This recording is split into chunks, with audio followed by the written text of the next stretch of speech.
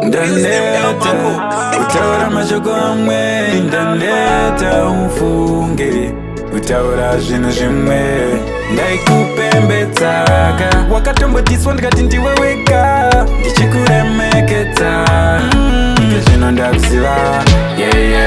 Wakandirambira namo, waifunga ninotambura, wakandirambira urombo, unotofunga ninotambura. Ndaitoda rudo rwemashuwa-shuwa, aiwa kwava kusatamba nenguva, asika zvino ndakuziva shuwa. Murombo hana kana munhu anamura. Ufunge zvako, moyo uri empty, hauna mufaro. Cause handina one kind, what I know, I will never be fine. I will never be fine. Ndakufila jinja, ndakubvisa zvese zvandaifunga mumwoyo. Ndaiva neka power pandaiona mameseji akazara pa WhatsApp. Wakandirambira namo, waifunga ninotambura, wakandirambira urombo, unotofunga ninotambura. Ndaitoda rudo rwemashuwa-shuwa, aiwa kwava kusatamba nenguva, asika zvino ndakuziva shuwa. Murombo hana kana munhu anamura. Ndaikufambira netsoka, ndosiya mota yangu ndakapaka padeni.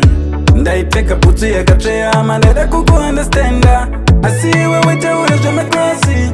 Uya mutete ndoda muchaindi, asi yangu taipi anofamba netsoka anozondibisisa nezuva. Wakandirambira namo, waifunga ninotambura, wakandirambira urombo, unotofunga ninotambura.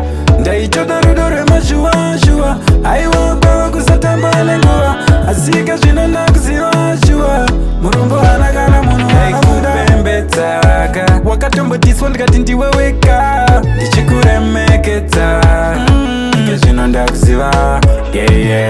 Wakandirambira namo, waifunga ninotambura, wakandirambira urombo, unotofunga ninotambura. Ndaneta kutaura mashoko amwe, ndaneta umfunge kutaura zvinhu zvimwe. Ndaitoda rudo rwemashuwa-shuwa, aiwa kwava kusatamba nenguva, asika zvino ndakuziva shuwa. Murombo hana